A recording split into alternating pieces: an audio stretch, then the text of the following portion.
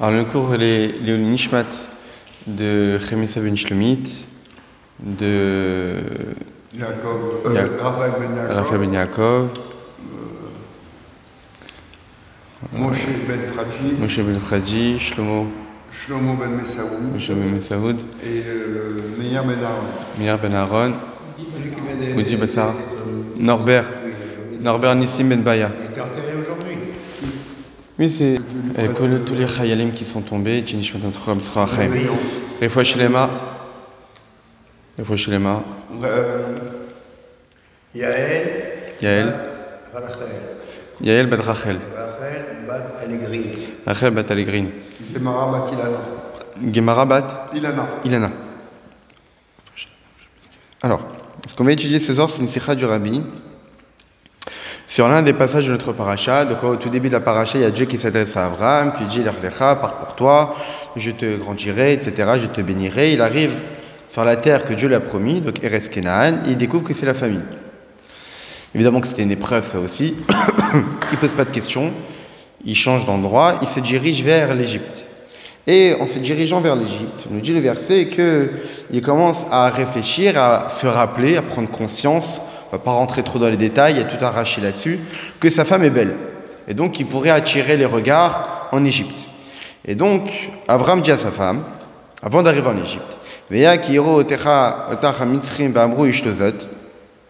lorsqu'on arrivera en Égypte et qu'ils te demanderont est-ce que tu es sa femme, donc moi ils vont me tuer, parce qu'ils vont constater qu'on est mariés, or ils voudront de toi, donc je vais déranger, donc ils vont me tuer, et toi ils te laisseront en vie. Imrina chotiat, donc s'il te plaît dis-leur que tu es ma sœur, leman itavli ba'avorer, afin que je puisse profiter de cela, qu'il me fasse du bien, et que je puisse rester en vie par toi.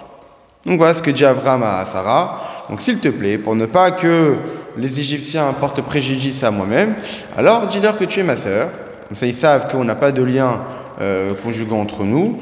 Donc comme ça je serai tranquille. Et comme je suis frère et sœur, et donc ils te prendront, parce qu'ils verront que tu es belle, mais comme je suis là, ton frère, donc j'aurai une récompense parce que j'ai apporté une belle femme. Et donc je pourrai tirer profit de cela. C'est connu la question, comment Abraham il peut mettre sa femme dans une situation pareille pour juste se sauver soi-même. Donc pour pouvoir se sauver et sauver sa peau, il est prêt à mettre sa femme en danger, qu'elle soit prise, mais l'essentiel c'est que lui soit tranquille. Alors il y a des commentateurs qui expliquent, il y a plusieurs réponses qui sont données.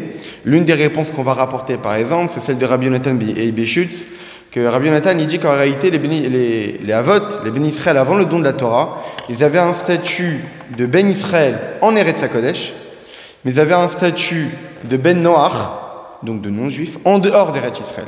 Et donc en réalité en allant en dehors d'Eretz Israël en Égypte, Abraham il n'a plus le statut de Ben Israël, il a le statut de Ben Noach. Alors un Ben Noach, pour pouvoir se séparer de sa femme, il lui dit tu n'es plus ma femme, la femme lui dit tu n'es plus mon mari, célibataire. Et donc en réalité en arrivant en Égypte, lorsque Abraham a dit que tu es ma sœur et Sarah a accepté, automatiquement elle n'était plus mari et femme. Et donc en réalité Sarah était célibataire, était tout à fait libre à aller avec tout homme parce qu'elle n'avait plus de lien matrimonial avec Abraham. Donc c'est l'explication que donne Rabbi Yonatan et Béchutz. Le Zohar, lui, qu'on va plutôt s'intéresser à l'explication du Zohar, qu'on verra juste après, nous dit qu'en réalité Abraham était convaincu par le mérite de sa femme qu'elle n'aura aucun mal. Jamais les Égyptiens ne pourront porter préjudice à elle, que ce soit dans son identité, dans sa pureté, du fait de profiter d'elle, ou même de son existence, de la tuer, de par son mérite, ils ne le feront rien. Comme on a pu le voir dans l'histoire même, qu'elle a été prise par Pharaon, et tout d'un coup, il y a un ange qui a commencé à frapper Pharaon, c'est Sarah qui disait à l'ange de le frapper, les murs ont été touchés, les gens du palais ont été touchés. Lorsque Pharaon a découvert ça, il a dit à Abraham, mais pourquoi tu m'as pas dit que c'était ta femme? Il a demandé à Abraham de prendre sa femme et de partir. Donc c'est ce que dit le Zohar, qu'a priori, Abraham était convaincu que par le mérite de sa femme, elle serait tranquille, rien ne lui arrivera. Mais il y a une autre question. Même si concrètement, et rien ne va arriver à sa femme. Il y a quand même une question qui se pose si dans le contexte, on est dans une situation d'urgence, une situation quand même dangereuse. Abraham peut être tué, Sarah, on peut abuser d'elle, elle peut être tuée. Qu'est-ce que pense Abraham à ce moment-là?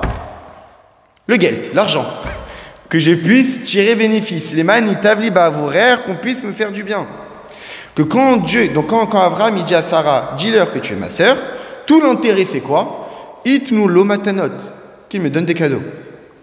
Comment c'est possible que dans une situation aussi gravissime, que Sarah se trouve dans une situation dangereuse, que lui-même se trouve dans une situation dangereuse, et la première idée qui arrive dans la tête d'Abraham, et que pour lui c'est l'élément essentiel, quand il dit à Sarah, dis-leur que tu es ma sœur, il lui dit pas immédiatement pour que je puisse être sauvé. Non, immédiatement, l'iman itavli ba'avourer, que je puisse en tirer bénéfice. Ça veut dire que l'intérêt premier, ce que pense en premier lieu Abraham dans ce moment dramatique, c'est de recevoir des cadeaux.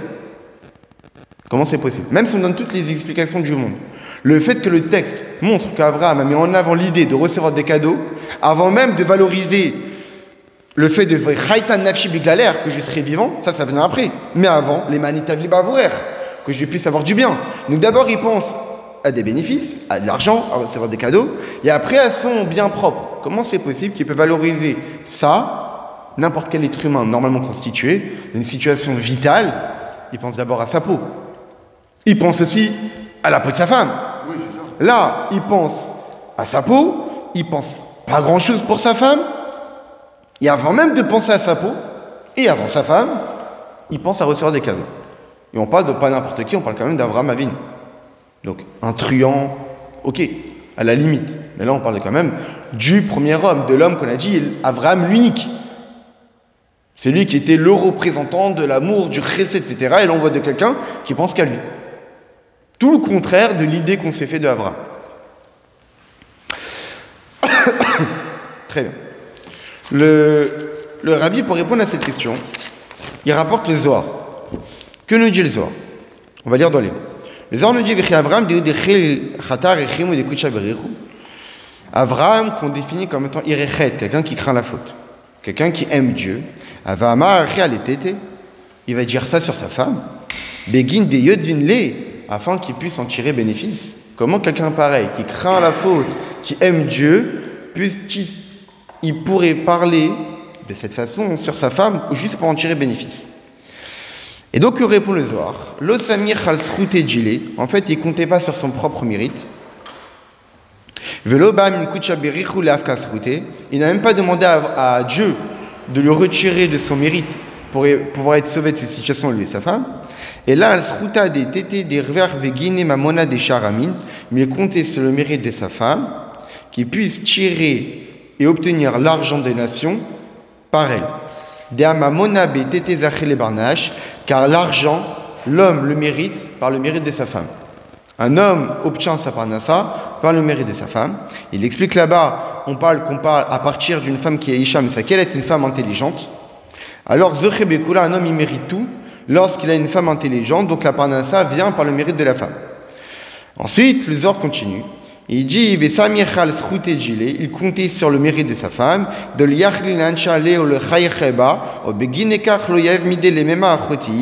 que par le mérite de sa femme Sarah, il ne pourrait pas le punir, il ne pourrait pas abuser d'elle, et donc de cette façon, elle ne serait pas mise en danger en disant je suis ta sœur. Donc voilà ce que dit le Zohar. Donc en résumé, le Zohar pose la question comment Abraham a pu avoir un comportement pareil, alors que c'est quelqu'un d'une haute stature spirituelle.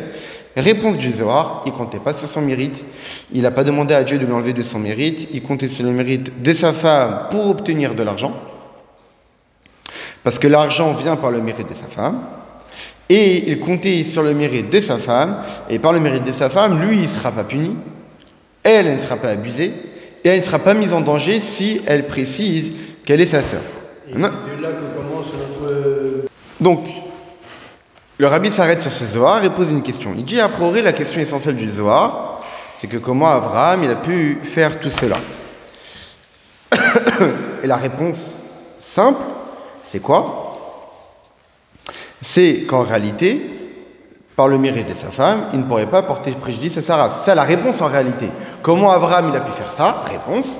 Parce que par le mérite de Sarah, il comptait sur le mérite de Sarah pour ne pas qu'elle puisse être abusée ou qu'elle puisse être, on puisse porter préjudice sur elle. Très bien. Sauf que la réponse que donne le Zohar, c'est pas ça. Ça, c'est à la fin du Zohar. Au tout début, le Zohar, il dit pas ça. Au tout début, le Zohar, qu'est-ce qu'il dit? Il dit que Abraham, il était confiant qu'il va recevoir de l'argent. Et le Zohar, il précise tout ça. Même plus que cela. Au tout début de la réponse, le Zohar nous dit qu'il ne comptait pas sur son mérite. Il n'a pas demandé à Dieu de l'enlever de son mérite. Mais ça n'a aucun lien avec la question. C'est-à-dire qu'en réalité, le Zohar donne la réponse. Il donne la réponse à sa question. Mais bien après. Mais avant cela, il parle d'abord qu'Abraham était intéressé par l'argent, mais tu ne réponds pas à la question. On a posé la question pour comment Abraham il a pu se permettre d'agir de la sorte. Réponse parce qu'il était intéressé à recevoir de l'argent par le mérite de sa femme. Mais tu ne réponds pas comment Abraham il a pu mettre sa femme en danger dans cette situation pareille. La réponse que tu as donnée le Zohar, c'est à la fin. Mais avant, tu donnes d'autres réponses qui n'ont pas lieu d'être par rapport à ta question. Tu dis d'abord qu'Abraham ne comptait pas sur son mérite et n'a pas demandé à Dieu de l'enlever de son mérite. Ça ne répond pas du tout à la question. Et quand tu dis qu'il comptait sur le mérite de Sarah pour obtenir de l'argent, ça ne répond pas à la question. C'est très beau. La parnassa vient par la femme, très bien. Mais là, ici, le problème, c'est que Sarah est mise en danger. À la fin, tu réponds, il comptait sur le mérite de Sarah, parce que par ce mérite-là, elle ne sera pas abusée, on ne portera pas préjudice sur elle. Concrètement, cette réponse vient à la fin. Pourquoi pas au départ? La réponse que donne le rabbi, c'est quoi? C'est qu'en réalité, tout ça, c'est un projet. Abraham, il a une réflexion. Évidemment, il n'a pas agi comme ça par hasard. Qu'est-ce qu'il a réfléchi? On a vu au tout début de la paracha. Dieu, il a dit des promesses à Abraham. Il lui a dit, Lech lecha martzecha, pars de ta terre, dans l'endroit de tu es né, de la maison de ton père. Dans quel but? Ve'secha legoy gadol, je ferai de toi un grand peuple. Va'avachecha, je te bénirai. Va'gad lachemecha, et je grandirai ton nom. On verra, Rashi explique tout le sens de ces mots-là. Va'avachecha, c'est quoi je te bénirai? Nous dit Rashi, Bemamon, je te donnerai de l'argent. Je ferai de toi un grand peuple, c'est une chose. Je grandirai ton nom, c'est autre chose. Mais quand je lui dis je te bénirai, c'est-à-dire quoi? Je vais te bénir de quoi? Rashi nous dit de l'argent. Tu auras une prospérité, tu auras beaucoup de largesse matérielle.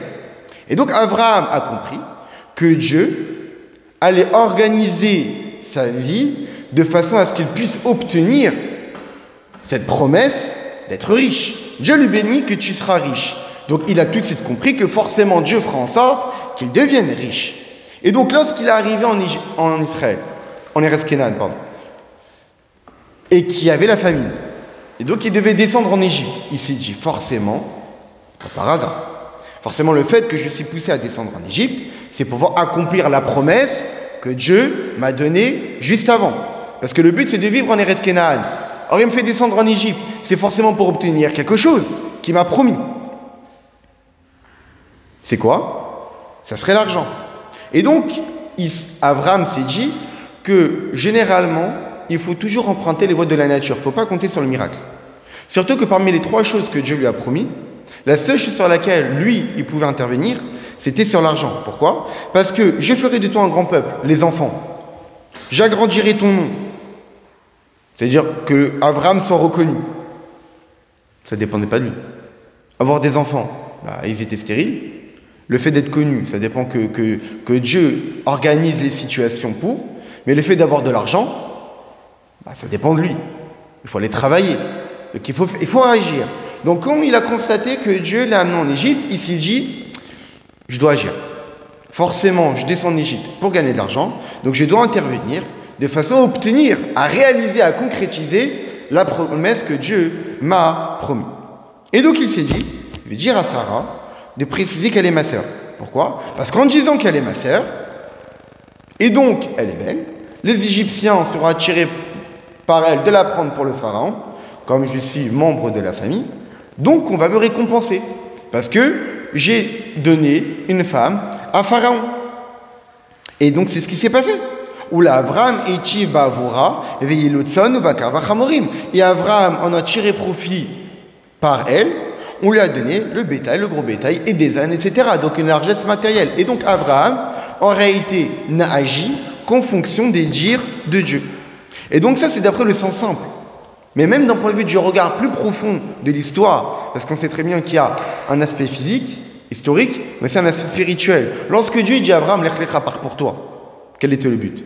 C'est l'élévation spirituelle. C'est tout un cours qu'on avait déjà étudié il y a très très longtemps, il y a quelques années. Car en réalité, tout le projet, c'était qu'Abraham grandisse et devienne celui qui est censé être.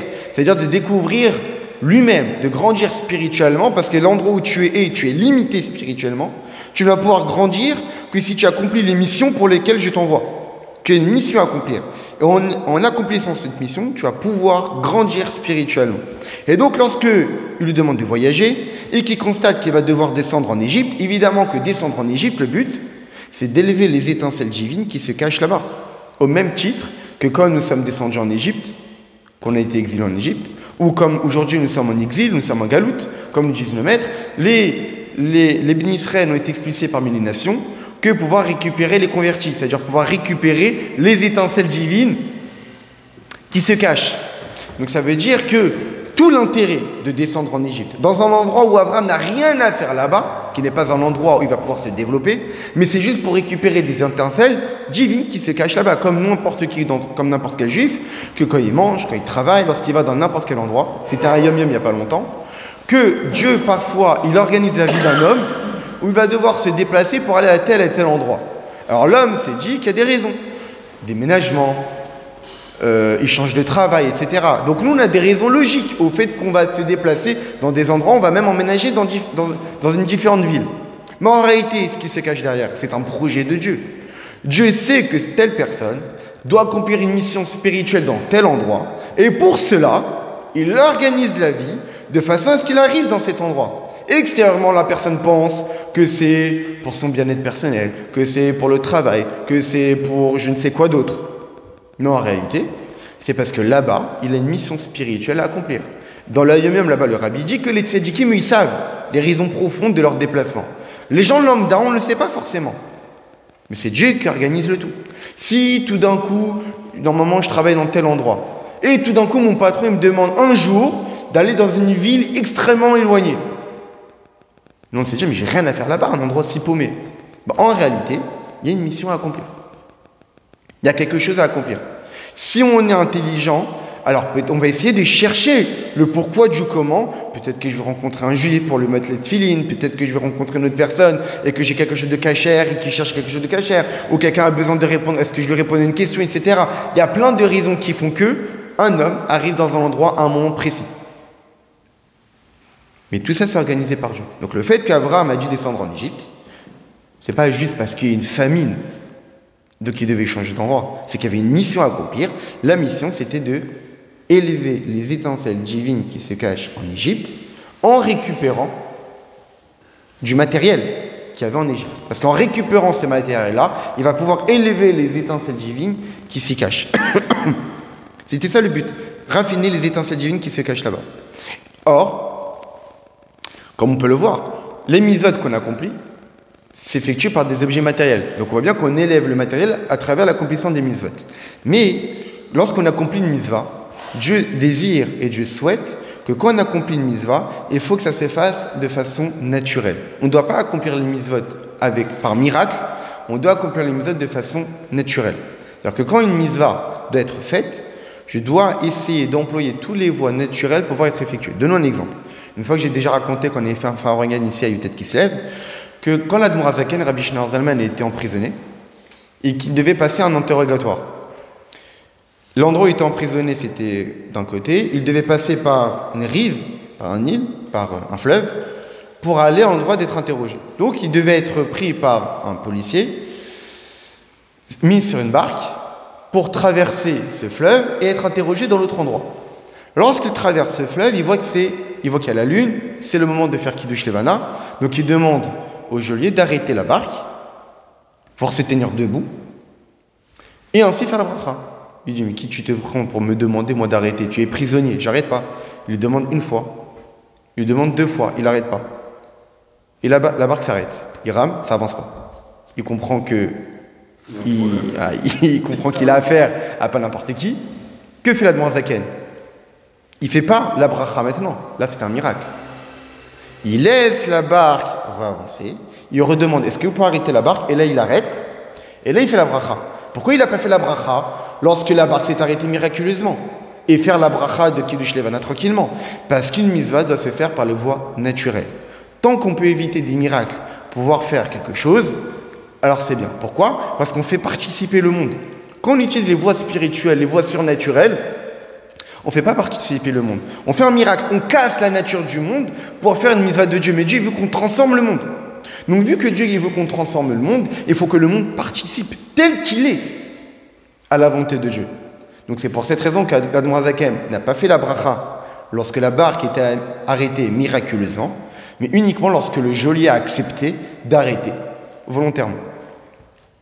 Donc on voit bien ici par cette histoire qu'une mitzvah doit être faite de façon naturelle. Donc quand Abraham ici dit « Je vais en Égypte pour accomplir la mission de Dieu, de élever les étincelles divines qui s'y cachent », c'est une mission spirituelle, comme une mitzvah. Donc ça doit se faire de façon naturelle, pas de façon miraculeuse. Donc c'est à moi de réfléchir, par les voies naturelles, donc on n'est pas une réflexion humaine, de trouver un moyen pour que je puisse élever les étincelles divines en Égypte. Ça veut dire que je puisse aller en Égypte en restant vivant.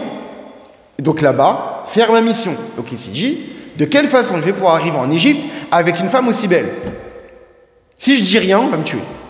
Donc la mission va pouvoir être accomplie. Donc forcément, il faut que je trouve un stratagème. Le stratagème qu'il a trouvé, dire que c'est ma sœur. Comme ça, je vais pouvoir tirer bénéfice et donc obtenir des gains matériels, un butin, et ainsi élever les étincelles qui s'y cachent là-bas.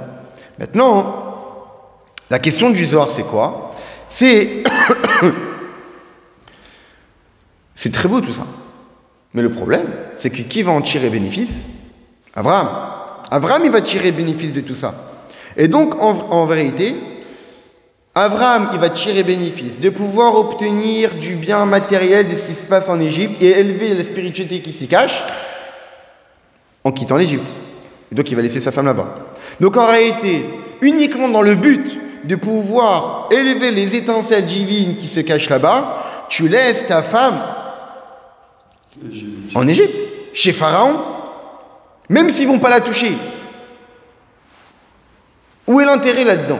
Comment, sous prétexte que tu veux élever les étincelles divines de choses matérielles, tu vas laisser ta femme là-bas?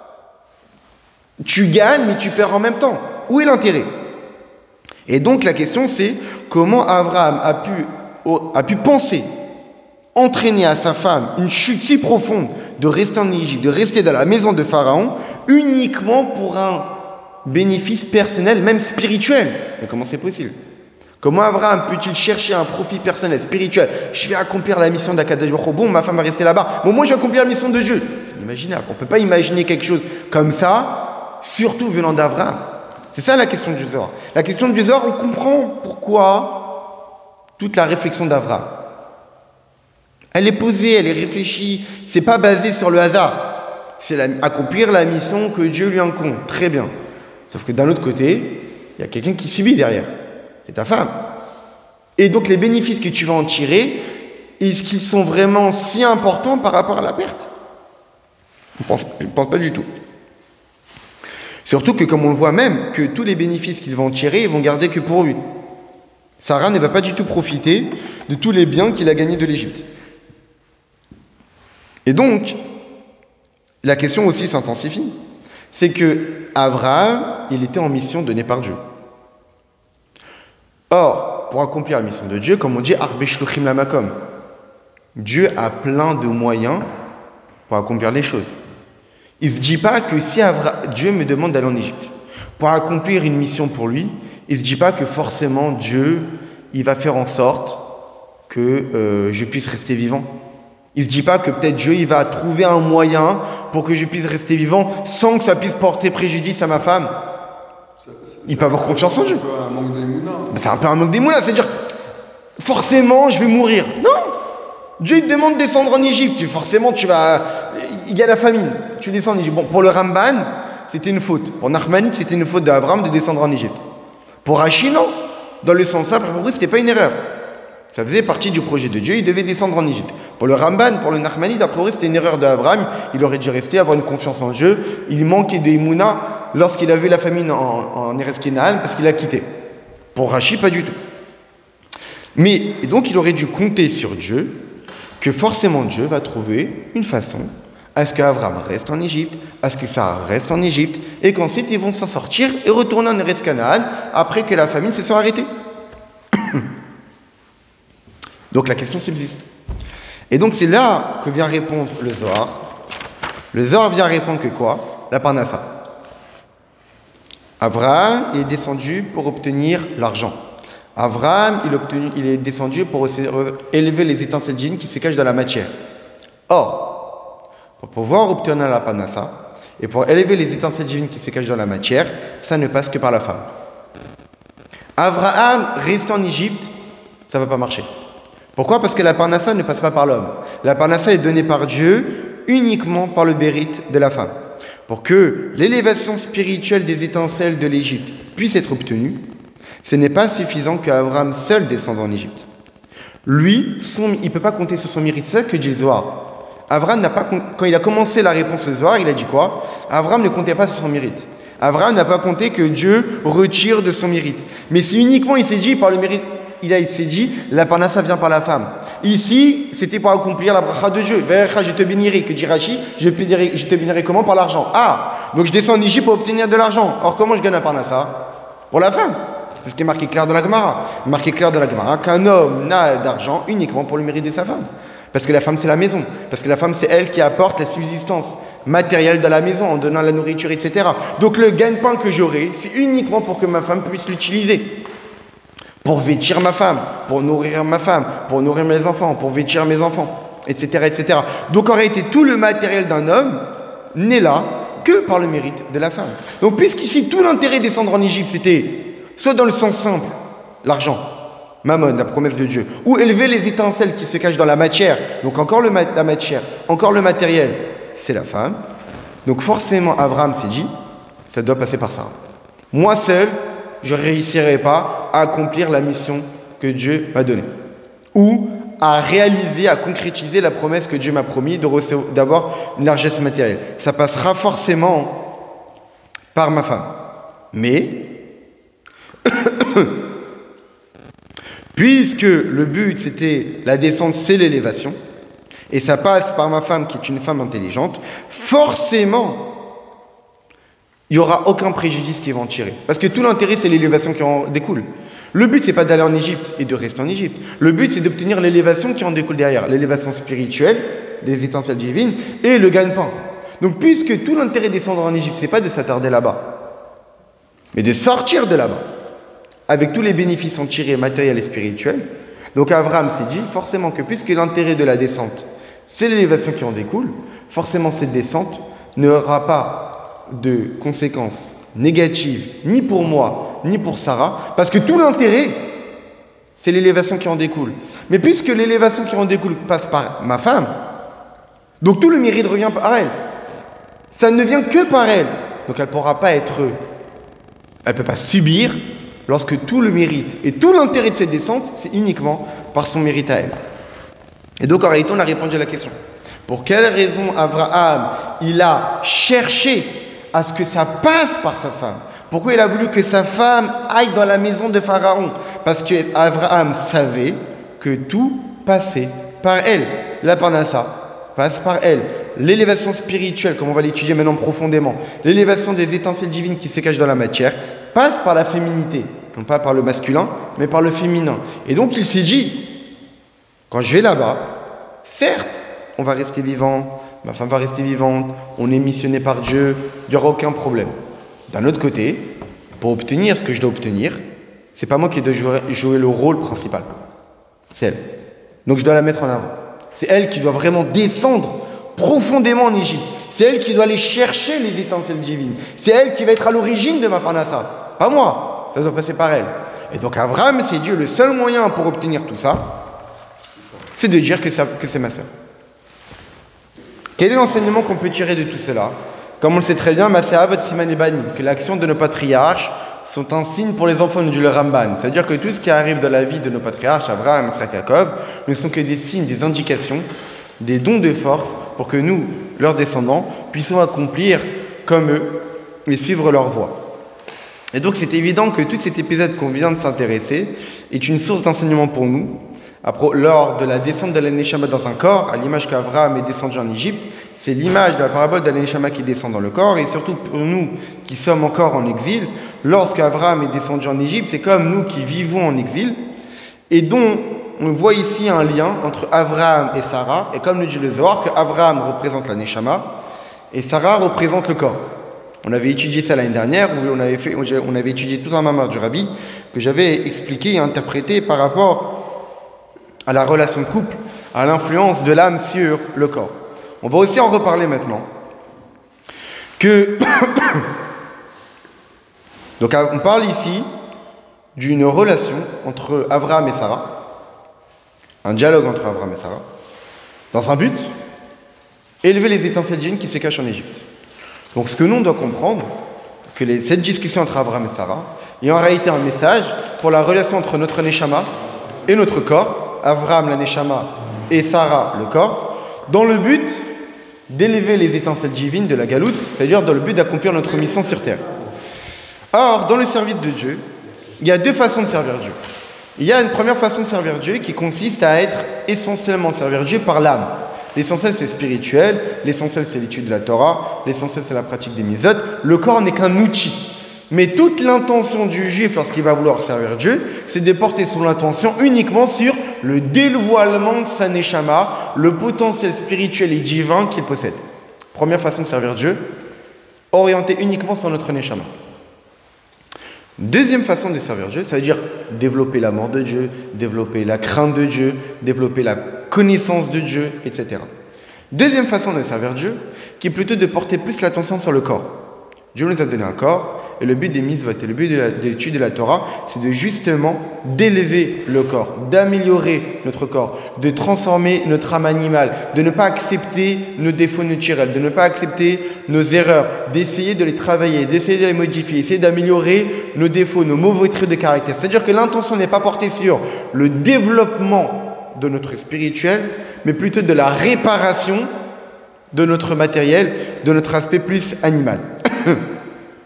Et donc, un homme qui va orienter sa vie spirituelle dans ce but-là, de travailler sur son corps, évidemment, il ne va pas se détacher du monde. Parce qu'il sait que c'est à travers le monde qu'il va pouvoir travailler sur le corps, parce que le corps est un élément physique. Donc cet élément physique va pouvoir être transformé, va pouvoir être utilisé lorsque on l'utilise. Donc c'est au contact du matériel, du physique, non pas qu'avec du spirituel. Et donc, il va descendre dans ce monde. Il va aller travailler. Il va être en connexion avec tout l'environnement. Mais tout cela uniquement dans le but de l'utiliser pour le bien. Il va manger, il va boire, il va dormir, il va travailler, mais tout en utilisant tout cela uniquement pour servir Dieu, en élevant la matière pour le service d'Akadosh Baruch Hu. Donc il ne va pas orienter sa vie sur le spirituel. Je vais passer ma majorité de ma journée dans l'étude de la Torah, je vais passer ma majorité de ma journée à accomplir des mitzvot, je vais passer ma majorité de la journée à vivre en autarcie, tout seul, isolé, pour développer mon amour de Dieu, ma crainte de Dieu. Non. Je vais plutôt orienter ma vie sur mon développement personnel de mon corps, sur l'amélioration de mes défauts, la transformation de mes défauts, sur le fait d'utiliser les objets et les choses de ce monde uniquement pour servir à Akadosh Baruch Hu et dévoiler Dieu sur terre en élevant les étincelles divines qui s'y cachent. Très bien. Deux façons de servir Dieu. L'essentiel spirituel en utilisant le matériel comme outil, ou essentiellement le corps, le matériel, pour essayer de réparer, l'améliorer. Il y a aussi deux façons d'aimer. Évidemment que l'amour de Dieu, c'est la base du service de Dieu. C'est le moteur. Eh bien, en réalité, dans ce moteur-là, il y a deux sortes d'amour. Il y a ce qu'on appelle l'amour qui est comparé à l'amour entre frères et sœurs, entre frères, l'amour fraternel, et l'amour dans le couple. Il y a une grande différence fondamentale qui existe entre l'amour entre frères et sœurs et l'amour dans un couple. L'amour entre frères et sœurs, c'est un amour qui est naturel, qui est génétique, qui est du sang, qui est là à la naissance. Comme il est là à la naissance, et que c'est un amour qui est naturel, il n'y a aucun moyen d'annuler cet amour. C'est un amour qui est éternel. Il n'existe pas de contrat, de séparation entre deux frères et sœurs. C'est quelque chose qui est voué pour l'éternité à exister. Alors que l'amour entre un homme et une femme, c'est un amour qui n'est pas naturel, c'est un amour qui est construit. Et comme il est construit, il peut aussi être détruit. Que Dieu nous en préserve à l'aide du divorce. Il y a une grande différence entre les deux. C'est que l'amour naturel entre frères et une sœur, entre deux frères, vu qu'il est naturel, donc il n'est pas construit, eh bien il est tout le temps le même sans qu'il y ait des moments de désir. Il n'y a pas d'envie, il n'y a pas de désir. Pourquoi? Parce que le désir s'obtient pour obtenir quelque chose qu'on n'a pas. Or, c'est quelque chose qui est naturel, qui est là à la naissance. Et aussi, le désir, l'envie, c'est pour obtenir quelque chose qu'on n'a pas, donc c'est pour quelque chose qui est différent de nous-mêmes. Alors que l'amour entre frères et sœurs est basé sur un amour, est basé sur une similitude. Nous venons de la même famille, nous avons la même chair, nous avons le même sang. Donc ça veut dire que c'est un amour qui est produit par la similitude, par la comparaison, par le fait que ça se correspond. Alors c'est pour cette raison que c'est un amour qui est naturel, qui ne se modifie pas, mais qui n'est pas voué à des débordements, à une envie, à un désir d'obtenir quelque chose qu'on n'a pas. C'est quelque chose qui est froid, platonique. On voit bien qu'il n'y a pas d'envie aussi fort entre un frère et une sœur qu'on peut retrouver entre un homme et sa femme. Alors que l'amour entre un homme et sa femme, c'est un amour qui est construit entre deux êtres différents. Mais comme c'est entre deux êtres différents, donc il y a le désir de vouloir ce qu'on n'a pas. Parce que la femme a ce que l'homme n'a pas, et l'homme a ce que la femme n'a pas. Donc il y a un désir qui se crée, et on voit bien que le désir est d'autant plus grand que la séparation a eu lieu. On voit bien que Dieu a organisé le couple de façon à ce qu'il y ait des périodes de proximité et des périodes de séparation, en fonction du cycle de la femme. Tout ça dans quel but? Parce que justement par ces périodes de séparation, lorsque l'homme et la femme vont se retrouver, eh bien, il y a un désir extrêmement grand qui va être là pour ainsi détruire la monotonie et les habitudes. Le fait que dans un couple, il y ait ce cycle-là, que des périodes de proximité, périodes de séparation, périodes de proximité, périodes de séparation, ça crée justement un désir perpétuel entre l'homme et la femme, alors que si l'homme et la femme étaient tout le temps permis, à un moment donné, on va s'habituer et on n'aura plus le goût à cette proximité entre l'homme et la femme. Dieu a fait en sorte pour qu'il y ait du goût, pour qu'il y ait du désir et que cet amour-là reste, parce que c'est un amour construit. Donc il faut entretenir cet amour-là. Alors il y a ce cycle pour que le désir soit toujours là.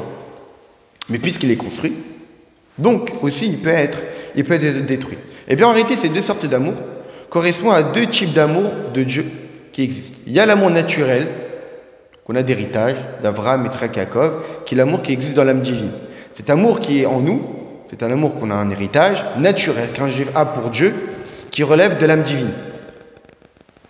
Parce que comme on a une âme divine, donc qui est divine, donc ça veut dire qu'il est de la même nature que Dieu, donc c'est un amour naturel. Dieu, c'est Dieu, on a une partie de Dieu en nous, comme un frère et une sœur qui a un même sang, même chair, donc c'est un amour qui est tout à fait naturel. Mais puisqu'il est naturel, qu'on l'a reçu en héritage et qu'on n'a fourni aucun effort pour pouvoir l'obtenir, eh bien cet amour-là ne va pas forcément être à l'origine de désir pour Dieu. Il va être à l'origine d'une proximité, certes, mais pas forcément une envie d'intensifier notre attachement à Kadosh Baruch Hu. Et cet amour-là est éternel. Il ne pourra jamais être éradiqué. D'un autre côté, il y a l'amour construit par l'homme. L'amour construit entre l'âme et le corps. Comment on construit un amour comme un homme et une femme pour Akadosh Baruch Hu?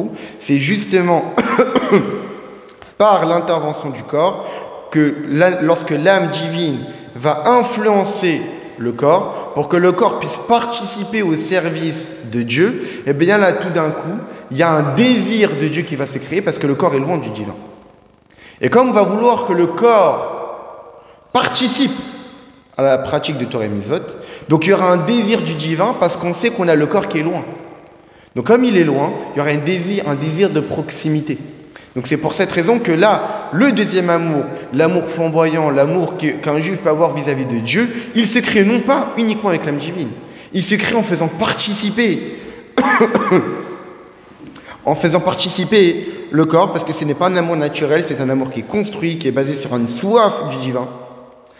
Et ça s'obtient par l'union entre l'homme et le corps, comme l'union entre l'homme et la femme, que cet amour-là, il arrive à son paroxysme lors de la relation conjugale. L'union parfaite entre l'âme et le corps, comme entre l'homme et la femme. Et c'est ça en réalité l'enseignement qu'on peut tirer d'Abraham, qu'Abraham, il voulait obtenir de la parnassa. C'est-à-dire quoi? Il voulait obtenir de la parnassa. Ça veut dire qu'il voulait obtenir les étincelles divines qui se cachent dans la matière. Il savait très bien que cet dévoilement divin, il ne pourra pas l'obtenir uniquement par lui, qui représente l'âme, mais c'est en faisant participer sa femme Sarah, le corps. Parce que ce dévoilement divin ne pourrait être obtenu qu'en dévoilant les étincelles divines qui se cachent dans la matière, que par l'union entre l'âme et le corps. Donc lui, tout seul, ça ne suffira pas. Il fallait qu'il fasse participer, et surtout, qui sera le rôle principal là-dedans, il fera participer sa femme Sarah. Donc il a l'image que Abraham a fait introduire Sarah en Égypte, c'est l'image et l'enseignement pour nous que quand on veut obtenir une proximité avec Akadosh Baruch Hu, que lorsqu'on veut dévoiler une grande puissance spirituelle dans nos travaux d'Atachem, on doit envoyer le corps en Égypte. On doit faire participer le corps au service de Dieu. On ne doit pas se dire que le corps c'est une charge, mais je vais utiliser uniquement mon âme. Je dois faire participer mon corps. Mon corps n'est pas un ennemi, mon corps il doit aussi être élevé et je vais le faire participer. Et il ne faut pas avoir une crainte que sous prétexte que je vais être dans le monde, que je vais être en Égypte, que j'irai au travail, que je vais être en connexion avec le monde, avec des gens, que je vais forcément, ma femme va être abusée, que ma femme va être tuée, que mon corps va être pris par les nations du monde, que mon corps va être influencé, que je vais être influencé par les nations du monde, qu'on va m'assimiler, etc. Non. À partir du moment que tu es en mission et que tu sais que tu es en mission et la raison pour laquelle tu vas dans ce monde, la raison pour laquelle tu vas travailler, la raison pour laquelle tu vas marcher dans la rue, la raison pour laquelle tu vas manger, tu vas boire, tout ça, c'est uniquement pour accomplir la mission de Dieu qui est d'élever les étincelles divines. Alors non seulement il n'y a aucun risque, mais surtout ne t'inquiète pas, tu vas en tirer un bénéfice extrême, exceptionnel et tu vas sortir indemne et avec un gain derrière. C'est ça qu'il y a une question qui se pose. C'est que si on a dit que tout l'intérêt spirituel, la grandeur spirituelle s'obtient dans la relation entre l'homme et la femme, et non pas l'amour fraternel, pourquoi Abraham il a dit à Sarah, dis que tu es ma sœur? Tout l'intérêt, c'est justement ce qu'est la relation homme-femme. On vient d'expliquer que tout l'intérêt, c'est la relation homme-femme, la relation entre l'âme et le corps. Que dit Abraham avant de descendre en Égypte? Tu sais ma femme, dis que tu es ma sœur. Mais non, tu es en train de tout détruire. Tout l'intérêt, c'est l'amour entre l'homme et la femme, un amour construit, un amour avec désir, qui développe une relation entre le corps et Dieu, qui fait participer le corps avec Akadosh Baruch Hu, qui fait participer le corps avec le lien avec Akadosh Baruch Hu. Que dit Abraham à Sarah? Dis que tu es ma sœur. Valorisons la Neshama, valorisons l'amour de la Neshama, l'amour naturel, comme un frère avec sa sœur. Mais non, tu es en train de tout casser, Abraham, là, quand tu dis ça. Tout l'intérêt de descendre en Égypte, c'est de voir faire participer le corps, de valoriser l'amour entre un homme et sa femme. Donc laisse ta femme garder son statut de femme. Qu'est-ce que tu dis que tu es ma sœur? Tu as tout détruit. Quel est l'intérêt là-dedans? Alors, le rabbi, avant de répondre à cette question, on va sauter ces passages. Il re-rapporte le Zohar, qui en réalité, toute l'explication du Zohar, c'était une discussion entre Rabbi Eliezer et Rava. Et Rabbi Abba, pardon. Et donc il y a toute une discussion entre eux que le père du Rabbi Levi Yitzhak explique. Pour ne pas trop s'attarder, on va juste sauter ces passages, on va directement aller à la réponse. La réponse en réalité elle est basée sur les sphirotes. Les sphirotes, les différents attributs divins qu'on a souvent étudiés. On sait très bien que dans les différents attributs divins, les trois premières sont les trois capacités intellectuelles. Deux fondamentales, la chokhma, l'idée intellectuelle qui apparaît, et la bina, le développement intellectuel. Lorsqu'un homme réfléchit, au départ il a l'idée, il y a la chokhma, et à partir de cette idée-là, on va se baser sur l'idée qui est apparue dans la tête pour pouvoir la développer. On sait très bien que lorsqu'une personne étudie un texte, il a d'abord une première compréhension superficielle en surface du sujet. Au fur et à mesure qu'il s'approfondit là-dessus, qu'il se pose des questions sur le texte qu'il est en train d'étudier, il s'approfondit, eh bien en réalité il découvre des choses qu'au départ il n'y avait même pas pensé. C'est-à-dire qu'au départ il y a l'idée, la compréhension en superficie, et après au fur et à mesure qu'il s'approfondit, il comprend de plus en plus le sujet, et plus il se casse la tête, et plus il se pose des questions, plus il va découvrir des choses qu'au départ il n'y pensait pas. Mais au départ, c'est l'idée. Ensuite, le développement intellectuel. On sait très bien que ces deux étapes de réflexion, il y en a une qui est masculine et une qui est féminine.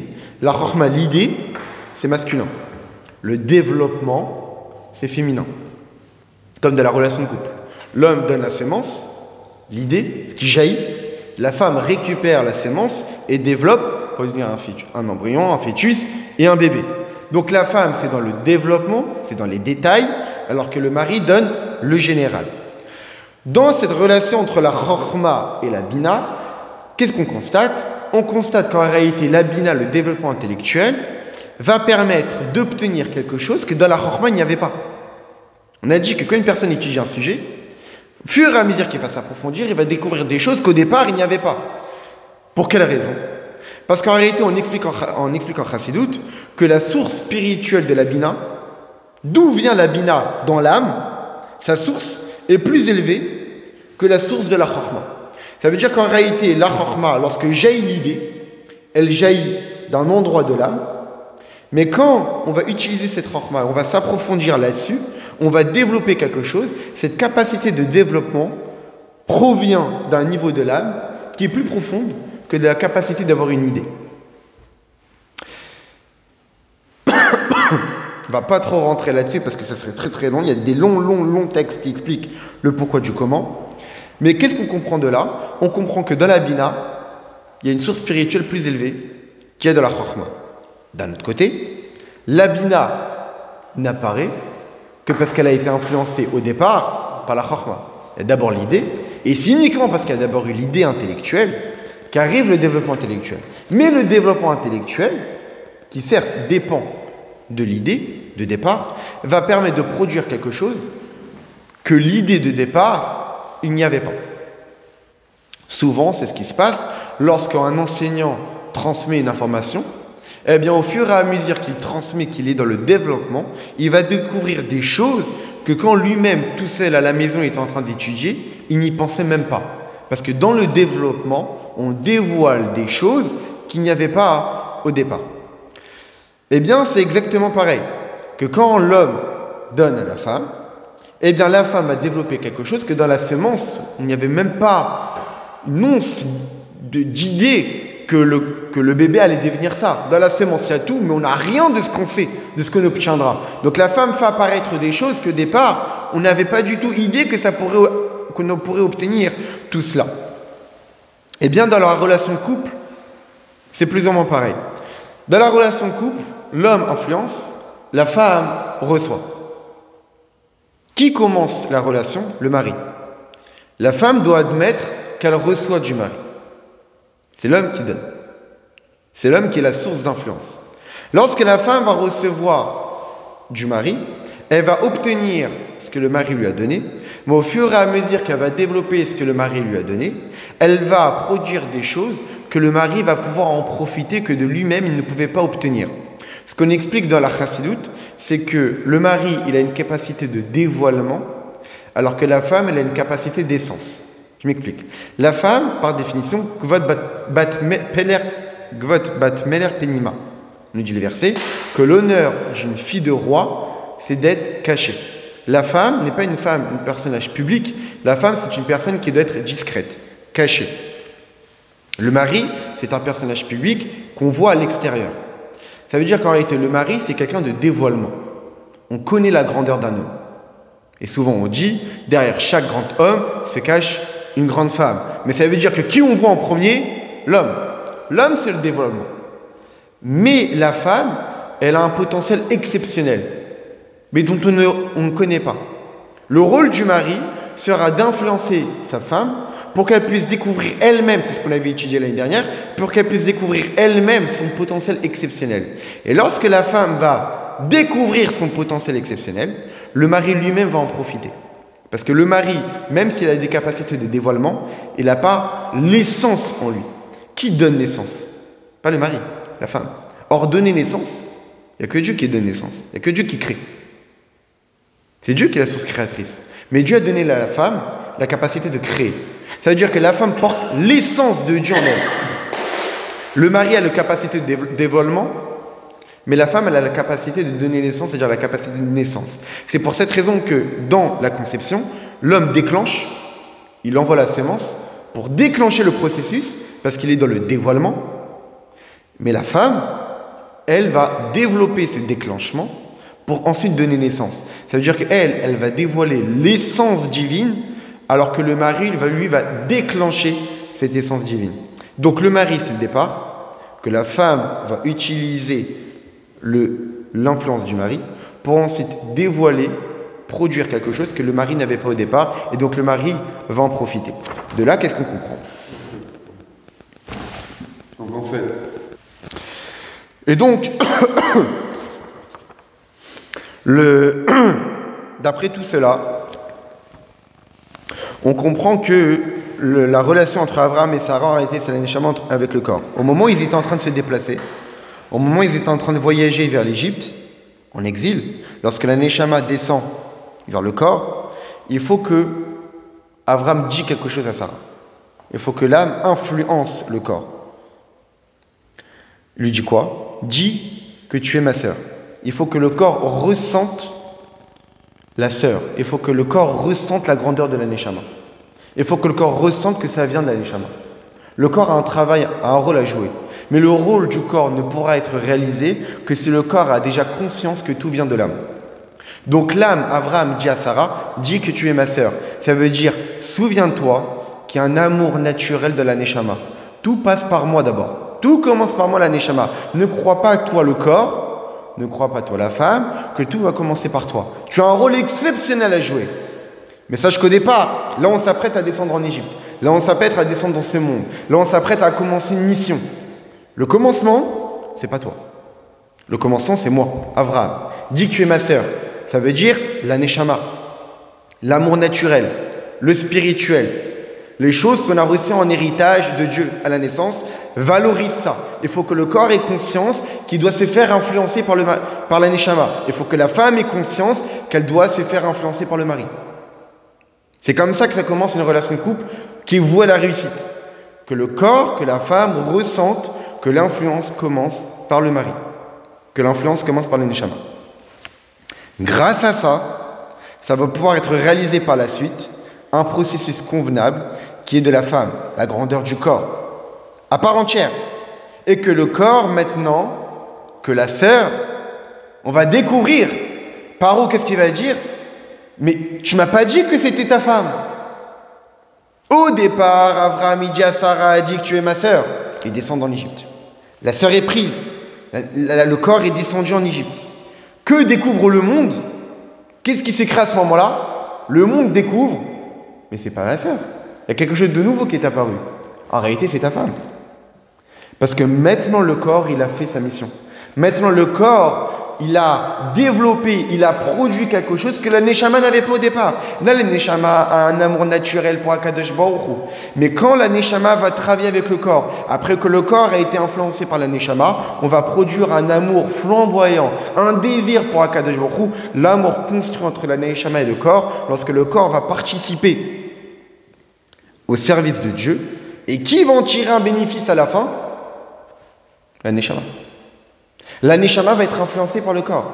Le mari va être influencé par la femme. Avraham a tiré bénéfice de Sarah. Les man, itavli, bavourer, je vais en tirer un bénéfice moi. Dis que tu es ma sœur, descends en Égypte, comme ça je tire moi un bénéfice. La neshama, au départ, influence le corps. Pour que le corps puisse développer ses grandes capacités, pour que la neshama s'élève. La neshama, quand elle est descendue dans ce monde, on dit que la mission de la neshama, c'est pas pour elle-même, c'est pour influencer le corps, puisque la neshama avait été déjà proche de Dieu. Mais en réalité, dans le texte de Chassidut, on dit non. Quand la neshama est descendue ici-bas, c'est aussi pour obtenir quelque chose qu'elle n'avait pas avant. C'est quoi? La relation avec le corps. La neshama, avant de descendre ici-bas, dans un autre mamar qu'on a dit étudié il y a peut-être 7 ans, que la neshama va descendre ici-bas à le même niveau que les anges. Statique, ça ne bouge pas. Om-jim, ils se tiennent. Lorsque la neshama descend ici-bas et qu'elle s'unit avec le corps, donc quand les opposés s'unissent, on crée un nouvel être, un enfant. La neshama va obtenir quelque chose qu'elle n'avait pas avant. L'infini. Comment s'obtient cet infini-là? Lorsque la neshama va influencer le corps, que le corps va profiter de ces influences-là et produire quelque chose de nouveau qui est l'amour entre un homme et sa femme, l'amour construit pour Dieu, et là la neshama va obtenir quelque chose qui est un amour flamboyant qu'elle ne pouvait pas obtenir de par elle-même. Et donc, 10 différents, et là on va dire avec les mots du rabbi. Grâce au service de l'Neshama dans le corps, et par le travail du corps dans le monde, que le corps, c'est quelque chose de grossier, de matériel. Le corps d'un juif, il est identique à aussi le corps d'un non-juif. Il n'y a pas de différence. Et donc ce corps-là du juif, il peut être totalement grossier, sans aucune trace du spirituel. Bemitzraïm en Égypte, Ervatares, la terre de débauche. Marshava, Shagouf, Shayach Lahem. Et donc on pourrait croire que le corps participe pas au service de Dieu. Le corps, c'est l'extérieur. Mais quand on va rayonner sur le corps, l'amour de la Neshama, la lumière de la Neshama, le niveau de ma sœur, le niveau de l'amour naturel que la Neshama a pour Dieu, automatiquement c'est créer l'amour dans le corps. Le corps va aimer Dieu. L'âme animale va aimer Dieu. En raffinant le corps, en raffinant le monde, et là se dévoilera l'essence de Dieu qui se trouve dans le corps. Pourquoi ?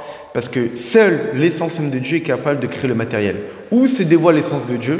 Pas dans le spirituel, dans le matériel. Parce que qui est capable de créer du matériel à partir du néant ? Dieu. Donc qu'est-ce qui est une preuve de l'existence de Dieu ? Pas le spirituel, c'est le matériel. Mais comment on découvre la grandeur du matériel ? D'abord sous l'influence du spirituel. Et ça se dévoilera essentiellement lors des Triat Amitim, où ce n'est pas la Neshama qui influencera le corps, mais ce sera le corps qui influencera la Neshama. Bezrat Hashem très bientôt.